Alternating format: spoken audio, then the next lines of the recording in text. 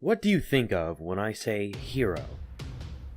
Do you think of mythological heroes, like the Argonauts? Do you think of superheroes, such as Captain America, Wolverine, any of those?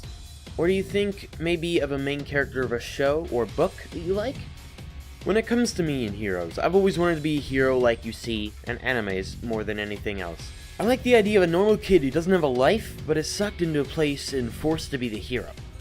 A couple examples of this are Kirito from Sword Art Online, Natsuki Subaru from RE0, or Shinichi from Parasite. Thinking about that, it probably says something about my life. Before we continue about me, welcome to...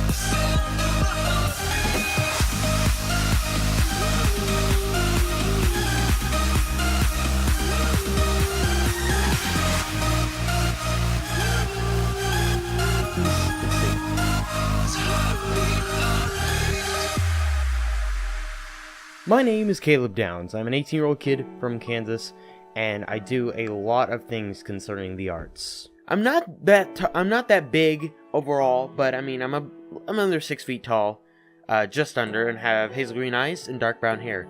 I am sort of the rebellious type. Not that I specifically go against what other people want me to do, but I don't want to do what other people want me to do. I don't want to get a job where I have to work under someone and have a boss, have specific hours I need to work. I love art. I've done art all my life. My mother's side of the family are the artists. My great-grandfather and my grandfather were both artists, and my mother originally went to school for art. I do more digital art than anything, but when I doodle on paper in my notebook and mess up, I'm actually so used to pressing Ctrl-Z that I try to do it, and it makes me laugh every single time. I've been told several times that I'd probably be a pretty good person on one of those radio plays. I do a lot of different voices for a lot of different characters in a lot of different games, so I can make my voice change a lot. I can go really low, or I can go kind of high. Can't really go as high as I used to. So, I like to do different voices. I've always been a big consumer of music, so I like to listen to many different kinds of things: electronic, rock, indie musicians, YouTube musicians. Recently taught myself piano to work on stuff like this project here. I know trumpet already, and I have started working on vocals a lot more often. And one of the things when you teach yourself how to do something and then you begin to succeed, and then you definitely know you're succeeding and improving, it's one of the greatest feelings you can have. And for this here series, I've been working on composing my own music. Video games have sort of been a big part of my life. I was introduced around the age of 5 to Pokemon by my cousin. In the games I still play and love to this day. Gaming was the original focal point of my YouTube channel, but I've tried to diverge from that because doing gaming all the time doesn't fulfill me. I've branched out to music and done more art, so I decided I wanted to figure out a way to combine my commentary, art, and music into something I've been dreaming of doing, which is writing my own story. School's never been an issue really, but if I care about it, I get a good grade.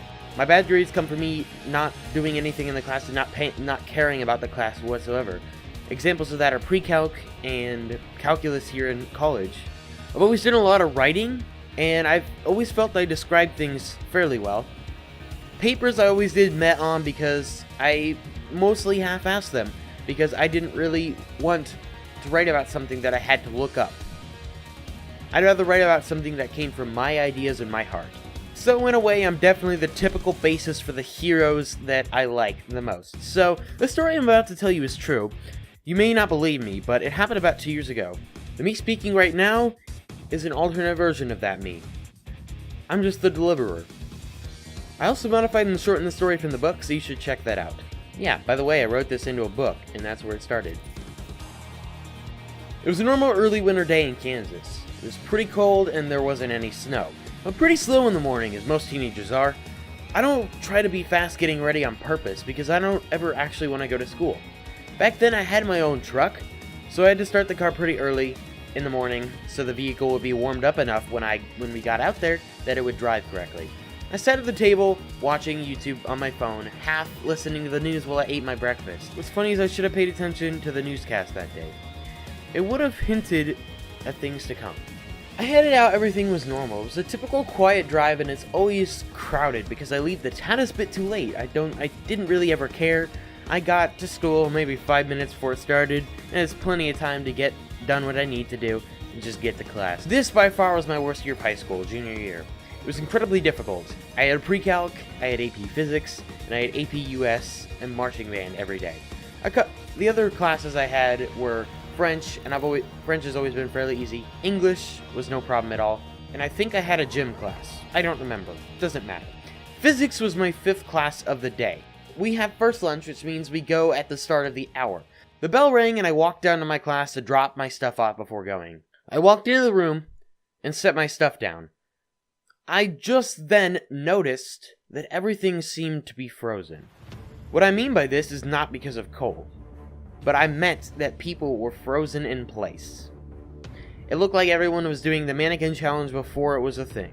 I was concerned about this, because this doesn't happen every day, especially when it's supposed to be class time. I looked around to see if anyone saw what I saw outside the door, but then I realized everyone else in the room was frozen as well. I was unnerved and confused all at the same time. I picked up my bag and I turned into the hallway. If things were normal, I would have ran right into the person, but it's as if they weren't there. All the frozen stills of everyone poofed into dust, vanished in an instant. The dust didn't even stay. It was empty completely. The silence was deafening. The school had 1,700 students. I ventured further down the hallway, looking for any sign of someone or any explanation as to what happened. I really wanted to assume that I had fallen asleep in class. I could have pinched myself or hit my head against the wall as many times as I wanted to. It wouldn't have helped. So I decided to walk down the hallway. When I reached the hallway on the other side that was parallel, that had the art classrooms and led to the cafeteria, I decided to turn right, because I looked to my left and I saw absolutely nothing there, and looked to my right, and I saw something very strange. There was someone or something, seemingly very dark, like a dark blue color. I couldn't tell if it was a person or not. It sort of looked like they were wearing a hoodie. Since this was the only person I think that was still around, I decided to chase after the person. When I got within maybe 5 feet, I felt everything slow down. It didn't seem like slow motion, but it did at the same time. It felt like time itself had slowed. It felt like my head was going as slow as time. To be honest, I don't know what I was supposed to think. Everyone poofed out of existence, and now time feels like it slowed down. I had no idea what was going on. I stopped my forward momentum, and once I cleared the 5-foot radius again, things went back to normal. This change in time very quickly made my head spin. My next idea wasn't such a good one. I decided to yell out to the stranger. Try to get their attention. Maybe they had some idea of what was going on. Hey! I got halfway through the word, and I felt my throat close. Sort of like I was being choked. My immediate thought was, oh, come on, don't go all freaking Star Wars on me now. I wasn't being lifted up like Darth Vader did, but the mysterious figure had come to a stop. I heard an utterly terrifying voice. It seemed out of this world, and my guess was it was uttered from this person. That's how I interpret it, but it's actually Aniwiwata, which means chosen in this person's language. Don't worry about it, I'll tell you about that later. You'll figure it out. You have been selected. As he continued, my vision grew darker. I shouldn't assume it's a he. You assume my gender? My heart was beating extremely fast as my vision darkened, and soon I was unconscious.